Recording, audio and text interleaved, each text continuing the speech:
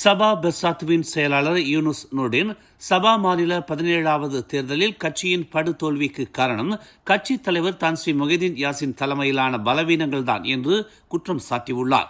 சபா பெர்சாத்துவின் எந்திரம் தேர்தலுக்கு தீவிரமாக தயாராகி வந்ததாகவும், ஆனால் மொஹிதீனை விமர்சித்த தலைவர்கள் மற்றும் உறுப்பினர்களுக்கு எதிரான ஒழுங்கு நடவடிக்கை மற்றும் வெளியேற்றம் உள்ளிட்ட உள் சர்ச்சைகளால் அது தடைப்பட்டதாகவும் யூனுஸ் கூறினார். கட்சி தனது 33 வேட்பாளர்களுக்கு எந்த நிதி உதவியும் வழங்கவில்லை என்றும், சிலர் தங்கள் பிரச்சாரங்களுக்கு நிதி அளிக்க தங்கள் கார்கள், வீடுகள் மற்றும் பிற சொத்துக்களை அடகு வைக்க வேண்டிய கட்டாயம் ஏற்பட்டதாகவும் அவர் குற்றம் சாட்டினார். நிதி உதவி இல்லாததால் நிலைமை கடினமாகிவிட்டது. இந்த தேர்தலில் போட்டியிட்ட சில வேட்பாளர்கள் தங்கள் கார்கள், வீடுகள் மற்றும் தனிப்பட்ட சொத்துக்களை அடகு வைக்க வேண்டி இருந்தது. இதன் காரணமாக தாங்கள் இப்போது கடனில் இருக்கிறோம் என்று அவர் கூறினார். சபா பெர்சாத்துவின் தோல்வி சங்கடமாக இருக்கிறது என்று அவர் குறிப்பிட்டார். தலைமைத்துவ தோல்விகளுக்கு தலைவர்தான் பொறுப்பேற்க வேண்டும் என்று தாங்கள் விரும்புவதாக குறிப்பிட்ட அவர், மேலும் பெர்சாத்து தலைவர் பதவியில் இருந்தும் பரிகாத்தான் தேசிய தலைவர் பதவியில் இருந்தும் மொஹிதீன் விலக வேண்டும் என்று வலியுறுத்துவதாக ஒரு செய்தியாளர் கூட்டத்தில் அவர் தெரிவித்தார். பரிகாத்தானின் கீழ் போட்டியிட்ட பெர்சாத்து மாநில தேர்தலில் போட்டியிட்ட 33 இடங்களிலும் தோல்வி அடைந்தது. கூட்டணி கட்சியான கராக்கான் போட்டியிட்ட 3 இடங்களில் எதையும் பெற தவறிவிட்டது. அதே நேரத்தில் பாஸ் 5 இடங்களில் 1 வென்றது. பெர்சாத்துவின் 24 சபா பிரிவுகளில் 20 பிரிவுகள் மொஹிதீன் ராஜினாமா செய்ய வேண்டும் என்ற கோரிக்கையை ஆதரிப்பதாகவும், கட்சி அவர்களுக்கு எதிராக நடவடிக்கை எடுத்தால் தாமும் அவரது ஆதரவாளர்களும் ஒட்டுமொத்தமாக ராஜினாமா செய்ய தயாராக இருப்பதாகவும் யூனுஸ் கூறினார். சொந்த முயற்சி மற்றும் பணத்தால் சபாவில் கட்சியை கட்டி எழுப்பியதால் பெர்சாத்துவை விட்டு வெளியேறுவது குறித்து தாங்கள் ஒருபோதும் பரிசீலிக்கவில்லை என்றும், நாங்கள் ஏன் வெளியேற வேண்டும், பலவீனமான தலைவர்தான் ராஜினாமா செய்ய வேண்டும் என்றும் அவர் தெரிவித்துள்ளார்.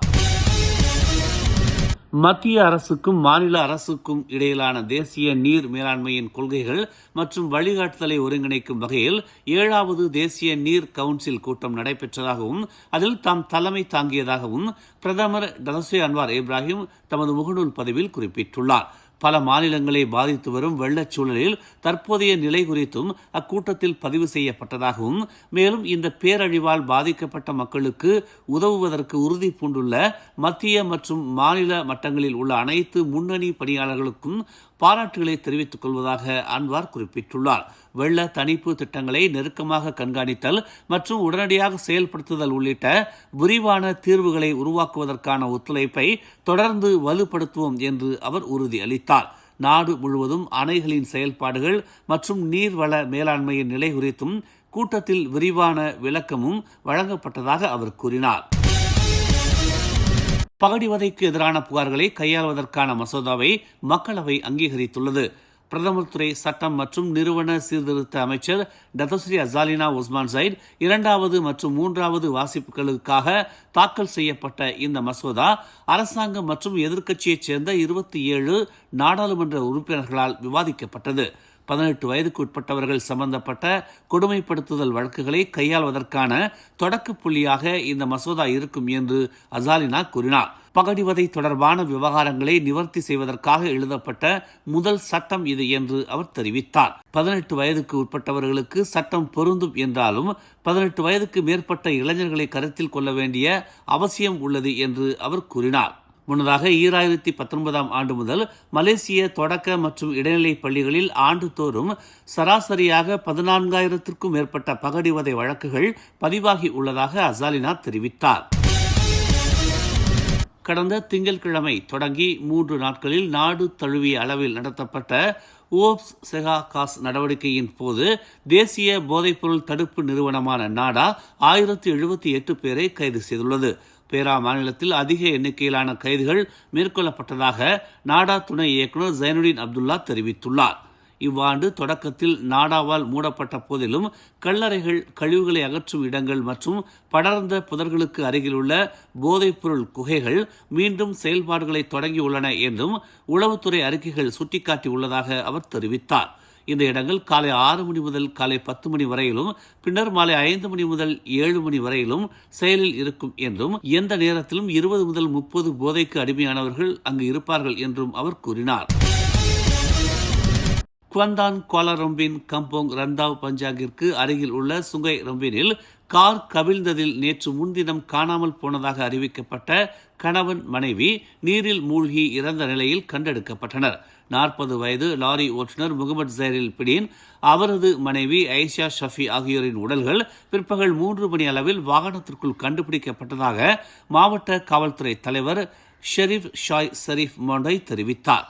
தேடல் மற்றும் மீட்பு குழுவினரால் கார் விழுந்ததாக கூறப்படும் இடத்திலிருந்து சுமார் 59 மீட்டர் தொலைவில் சுங்கை ரம்பீனின் அடிவாரத்தில் கண்டுபிடிக்கப்பட்டதாக அவர் கூறினார். கிரேன் மூலம் வாகனம் மீட்கப்பட்டது. அதன் பிறகு பாதிக்கப்பட்டவர்களின் உடல்கள் உள்ளே இருந்து மீட்கப்பட்டதாக அவர் ஒரு அறிக்கையில் தெரிவித்தார். உடல்கள் பிரேத பரிசோதனைக்காக ரொம்பின் மருத்துவமனைக்கு கொண்டு செல்லப்பட்டன. தலைநகர் பூடு அருகே உள்ள ஒரு கட்டிடத்தின் 3வது மாடியில் இருந்து பந்து விளையாடும் போது ஏற்பட்ட துயர விபத்தில் 32 வயது நபர் ஒருவர் பரிதாபமாக உயிரிழந்தார். பாதிக்கப்பட்டவர் பந்தை எடுக்க முயன்ற போது அவர் கீழே தரையில் விழுந்ததாக நம்பப்படுகிறது. செவ்வாய்க்கிழமை இரவு 9:43 மணியளவில் இச்சம்பவம் பதிவாகியதாக வங்சா மாஜு காவல்துறை தலைவர் முகமது லாசிம் இஸ்மாயில் தெரிவித்தார். விழும் முன் பாதிக்கப்பட்டவர் 3வது மாடியில் பந்து விளையாடிக் கொண்டிருந்ததாக முதற்கட்ட விசாரணைகள் தெரிவிக்கின்றன.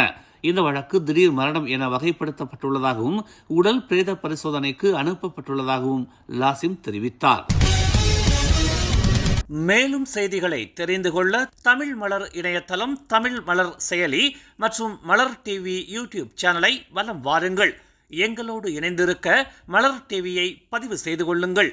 உறவுகள் மகிழ்ந்திட விருப்பம் மற்றும் பகிர்வு சேவையை சொடுக்கிடுங்கள்.